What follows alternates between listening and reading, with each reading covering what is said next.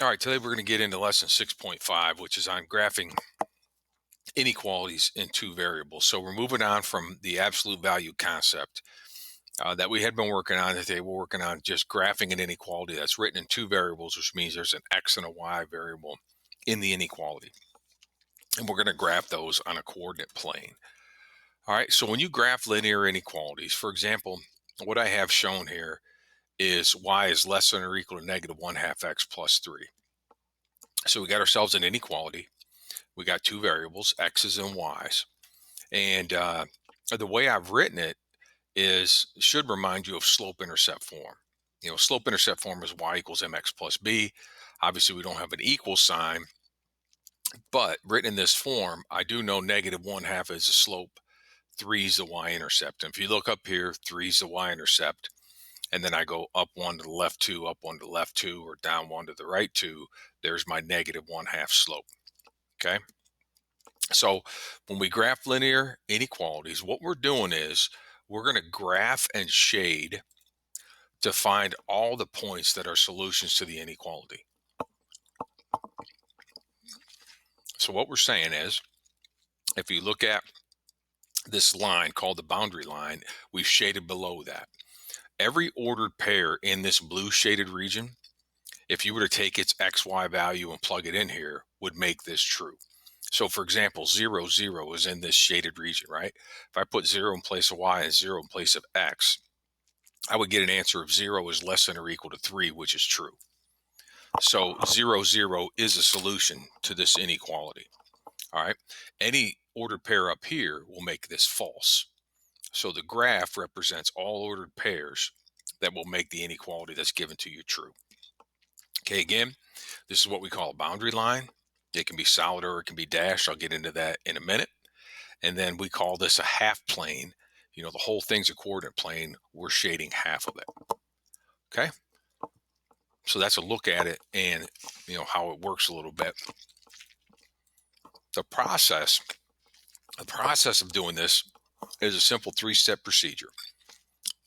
Okay. Step one, determine the boundary line by writing the equation in slope-intercept form. I should say inequality in slope-intercept form. So we want to write our inequality so it looks like this: y equals mx plus b. There's not going to be an equal sign. It's going to be a greater than, less than, greater than or equal to, less than or equal to sign here. But I still want to have the y on the left side by itself, and then m, a number times x plus a number. All right, the m was still the slope, the b is still the y-intercept.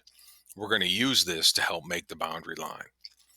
The second step is, should the boundary line be dashed or solid? Okay, what that means is if the boundary line is solid, that means the ordered pairs on that boundary line are answers. If the boundary line is dashed, that means the ordered pairs along that boundary line are not solutions, just like an open circle and a closed circle. Okay, now if it's just greater than or less than, it's a dashed line.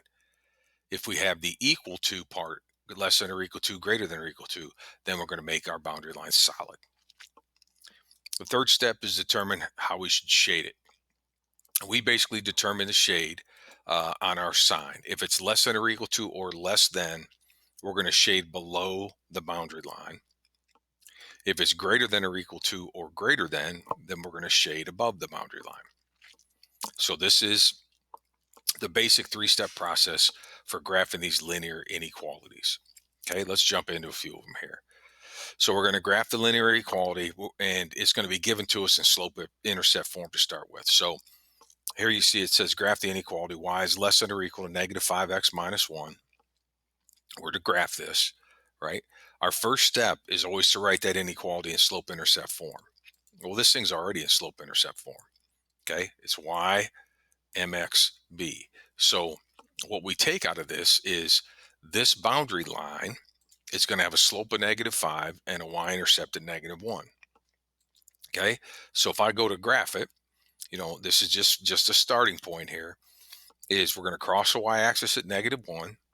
We're going to have a negative 5 slope. So we're going to go up 5 to the left 1, up 5 to the left 1. That's a negative slope. Remember, down from left to right.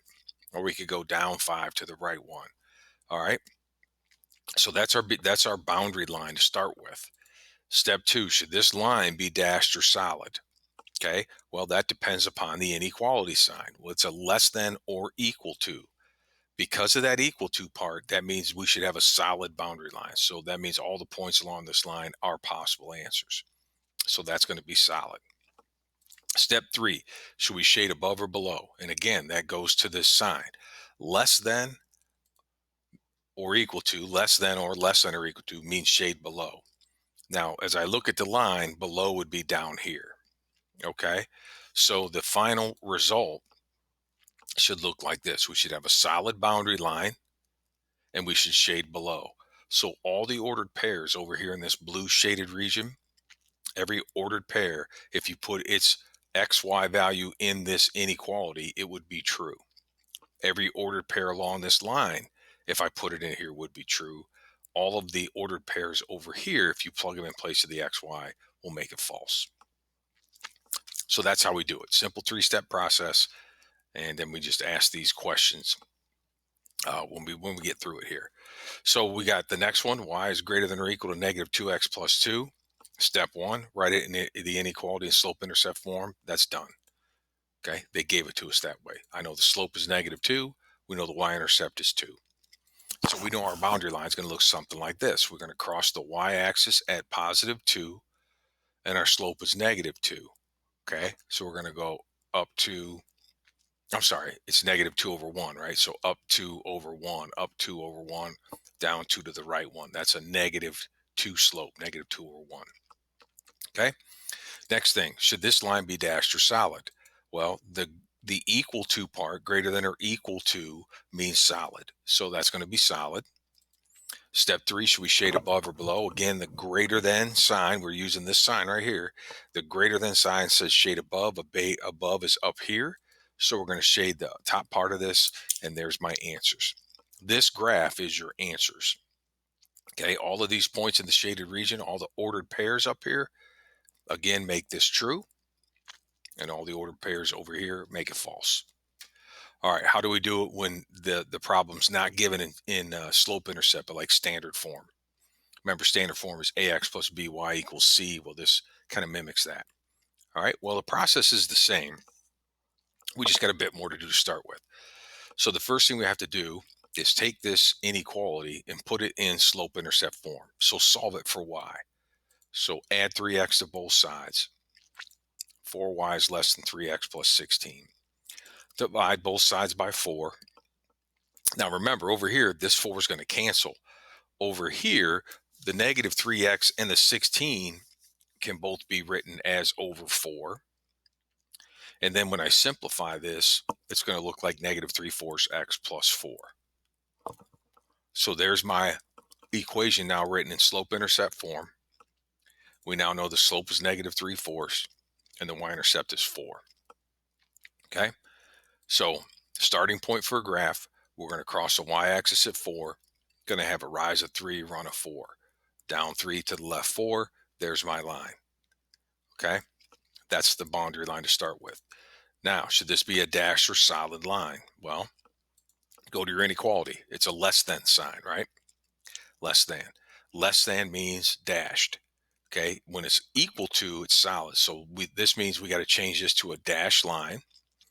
And then step 3, should we shade above or below? Less than means below. This is below. Okay, so this got to change to a dashed line. We got to shade below, and our final answer should look like this. Again, you're shading in the answers. These ordered pairs are answers. Okay, another one like this. Here's the original inequality. We got to write it in slope intercept form, which means take this and solve for y. All right, so we'll subtract 5x.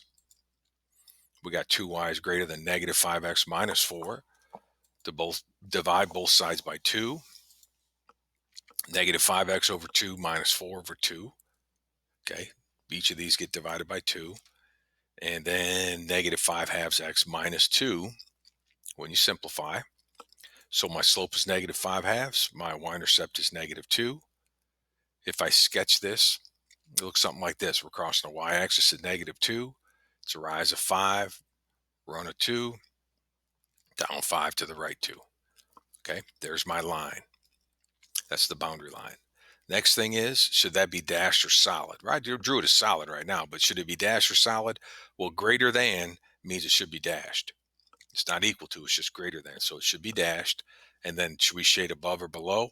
Well, again, the greater than symbols, what we're basing things on, that says shade above. Above is up here. So there should be our final answer. Dashed line, shade above. And then one more example here. Same step-by-step process. Step one, write it in slope-intercept form, which means solve for y. So we'll add 4x. We will divide everything by 3. Each of these gets divided by 3, and 4/3 x minus 4. Slope is 4/3. Y-intercept's -4. We've done that a ton. Okay, so here's a rough idea. So -4 is where I'm crossing the y-axis. Rise of 4, run of 3, up 4 over 3, up 4 over 3, or down 4 to the left 3. That's a positive slope of 4/3. Should we be dashed or solid? Well, greater than means dashed. So this has got to get converted to a dashed line because the points along the line are not going to be answers available to us. Step 3, shade above, below. Again, greater than is what we're using to determine this. Greater than means shade above. So your final answer looks like this. And again, this graph is the answer. It takes this work to get to here. Okay. So that's what we're working on today. We're going to work on graphing these inequalities in 2 variables. And we got a simple 3-step process to follow. Make sure you go through the 3-step process, can write it all out and show that work. All right. All right. I'll let you have at it.